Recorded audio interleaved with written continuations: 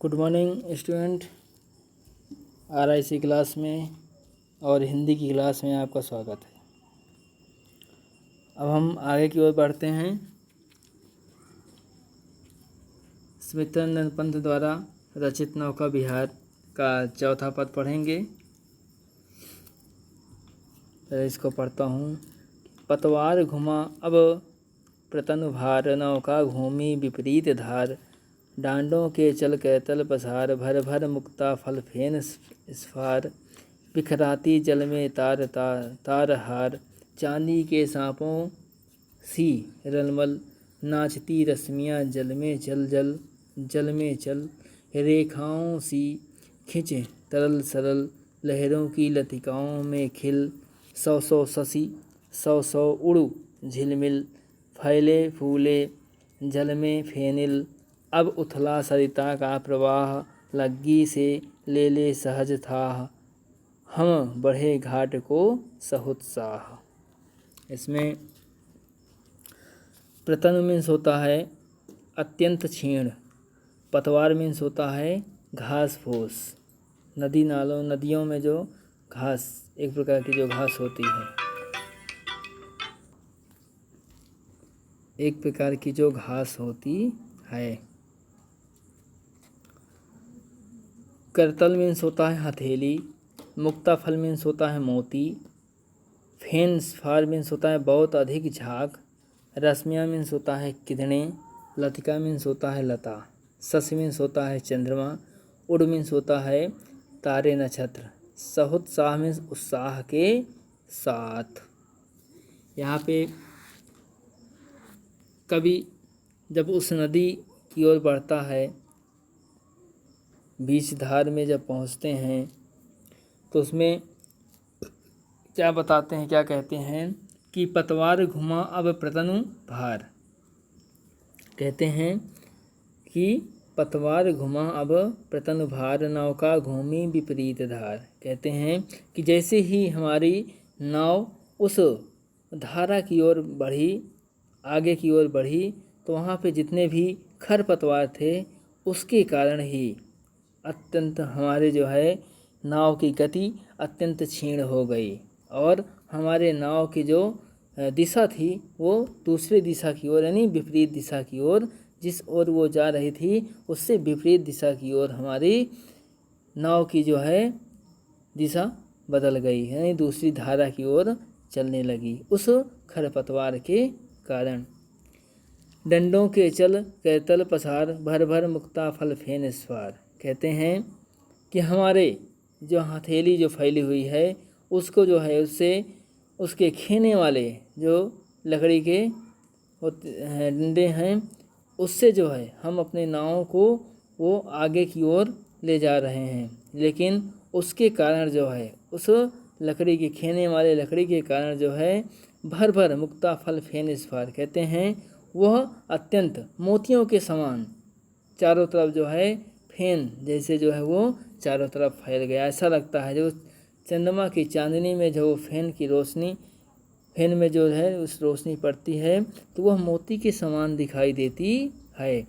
बिखराती जल में तारहार। कहते हैं कि उसमें जो है उस जल में जब चंद्रमा की किरणें पड़ती हैं तो वह एक प्रकार से जो है ऐसा प्रतीत होता है जैसे किसी के गले में हार, तारे नक्षत्रों का जो है हार दिखाई दे रहा हो, कोई हार धारण किए हुए है, ऐसा प्रतीत हो रहा है। चांदी के सांपों सी रलमल, नाचती रश्मियाँ जल में चल। कहते हैं कि उसमें उस जल में, उस गंगा नदी के जल में जब रात की चांदनी, चंद्रमा की जो चांदनियाँ हैं वह उस जो छोटे छोटे पेड़ पौधे या घास फूस हैं उसमें जब चंद्रमा की किरणें उसमें पड़ती हैं तो ऐसा प्रतीत होता है जैसे चमकीले चांदी के समान चमकते हुए सर्प जो है वह उसमें नाचते हुए प्रतीत हो रहे हैं या दिखाई दे रहे हैं, उस जल में चल रहे हैं, ऐसा प्रतीत हो रहा है। रेखाओं सी खिंच तलसल। कहते हैं उसमें उसको देखकर ऐसा लगता है जैसे कोई इसमें एक लंबी रेखाएं खींच रहा हो, सीधी रेखा, सरल मतलब सीधी और सरल रेखा जो है खींचता हुआ चला जा रहा है, ऐसा दिखाई दे रहा, ऐसा प्रतीत हो रहा है। लहरों की लतिकाओं में खिल सौ सौ शशि सौ सौ उड़ झिलमिल। कहते हैं उन लतिकाएं, जो उस नदी में जो लताएं हैं, सुंदर पुष्प खिले हुए लतिकाएं हैं, उनके लहरों के कारण उसमें चंद्रमा की जो किरणें पड़ती हैं, वो जब लहरें उठती हैं तो उसमें जो है सैकड़ों चंद्रमा दिखाई देते हैं। और उसी में जो है जब ऐसी लहरें उठती हैं, लतिकाओं के कारण जो है जो लहरें उठती हैं, उससे उड़ मीन्स होता है तारे नक्षत्र, तो उसमें जो आकाश में जो तारे नक्षत्र हैं उस नदी में वो दिखाई देते हैं। वो सौ सौ की जब उसमें लहरें उठती हैं तो सैकड़ों की संख्या में वो दिखाई दे रहे हैं, झिलमिलाते हुए इधर उधर चलते हुए दिखाई दे रहे हैं। फैले फूले जल में फेनिल। कहते हैं वो जल में चारों तरफ कमल के समान फैले हुए दिखाई दे रहे हैं। अब उथला सरिता का प्रवाह लग्गी से ले ले सहज था। कहते हैं अब यहाँ पे कवि कह रहा है कि अब जो है उथला सरित, यानी सरित मीन्स नदी, नदी का जो है उथला यानी गहराई से अब बाहर आ गए, अब ये जो है उथले ऊंचे स्थान की ओर जो है बढ़ रहे हैं। अब वह जो है उस बहती हुई प्रवाह यानी धारा से जो है आगे आ चुके हैं। वह उनके पास जो लग्गी यानी जो लकड़ी है, बांस की जो लकड़ी है उससे जो है वो सहज स्वाभाविक रूप से उसकी गहराई को माप रहे हैं कि अभी कितनी बची हुई, इसकी गहराई कितनी है। हम बढ़े घाट को सहोत्साह। कहते हैं कि हम जो है, यहाँ कवि कह रहा है कि हम अत्यधिक उत्साह के साथ, आनंद के साथ जो है हम उस घाट की ओर हम बढ़ रहे हैं। आगे हैं, ज्यों ज्यों लगती है नाव पार, उर्मे आलोकित सद्विचार, इस धारा सा ही जग का क्रम, शाश्वत इस जीवन का उद्गम, शाश्वत है गति शाश्वत संगम, शाश्वत नभ का नीला विकास, शाश्वत शशि का यह रजत हास, शाश्वत लघु लहरों का विलास, हे जग जीवन के कर्णधार, चिर जन्म वर्ण के आर पार, शाश्वत जीवन नौका विहार, मैं भूल गया अस्तित्व ज्ञान, जीवन का यह शाश्वत प्रमाण, करता मुझको अमृतत्व दान। यहाँ पे जो है सत मीन्स होता है सैकड़ों, शाश्वत मीन्स होता है सदा रहने वाला, उद्गम मीन्स होता है उत्पत्ति स्थान, रजत हास मीन्स होता है चांदी के समान हंसी, विलास मीन्स होता है भोग आनंद या ऐश्वर्य, कर्णधार मीन्स होता है नाव चलाने वाला केवट या नाविक, अस्तित्व मीन्स होता है अपनी सत्ता, अमरत्व मीन्स होता है अमरता या देवत्व।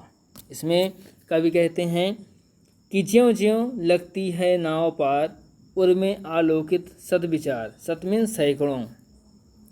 कवि कहता है कि जैसे जैसे हमारी नौका दूसरे किनारे की ओर बढ़ती जाती है, वैसे ही हमारे हृदय में सैकड़ों विचार, सैकड़ों यानी 100 की संख्या में, शतम सैकड़ों की संख्या में हमारे अंदर विचार उठने लगते हैं। यह कवि कह रहा है उर्मे यानी हृदय में सैकड़ों विचार उठने लगते हैं।